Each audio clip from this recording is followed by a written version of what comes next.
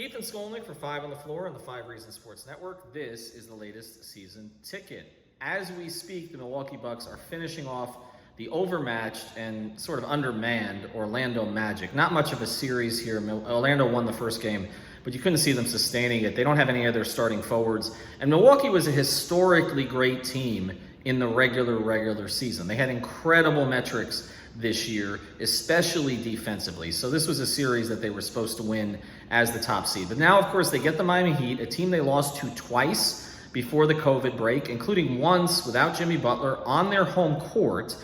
And then they did beat the Heat in the bubble, but the Heat dominated them in the first half, and the Heat didn't have Butler or Dragic and wore down in the second half.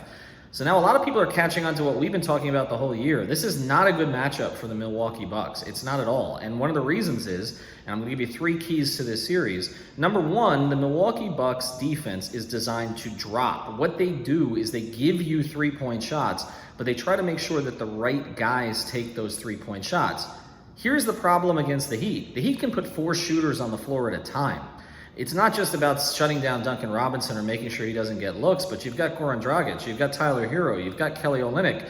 I don't know if Myers Leonard plays, but he's a plus three-point shooter. Jay Crowder has become a plus three-point shooter with Miami. And Andre Iguodala, as we know, is not a great three-point shooter, but he's a very good clutch three-point shooter. So you have all of these shooters on the floor. It makes it difficult to figure out who Milwaukee's going to try to take away. The second key to this series, everybody's going to talk about Giannis, of course, and of course this may set the stage for Giannis deciding that Miami's a better place for him to go than to stay in Milwaukee. But to me, the key of this series for Milwaukee is Chris Middleton. You know Giannis is going to get his numbers. He's going to do it in low minutes. He's unbelievable. There's not a lot you can do against him, although Bam Adebayo defends him pretty much as well as anybody or better than anybody in the league, and he's a guy he works out with. They have the same agent.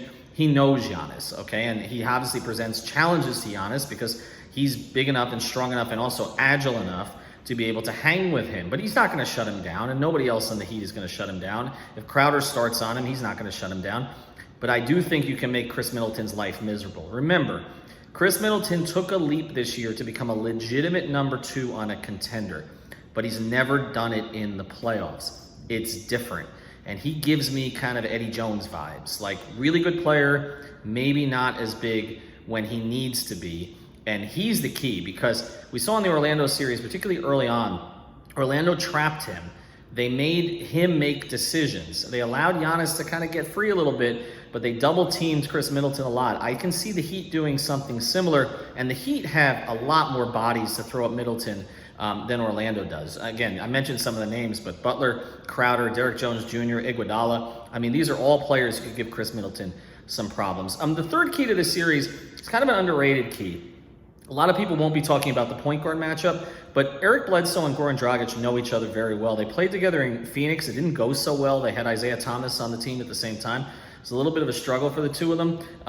But Bledsoe was not good in the playoffs last year, and that's a big reason why they lost to Toronto. He's been a little bit better this year, but he's not the dynamic player that kind of gives the Heat problems with point of attack.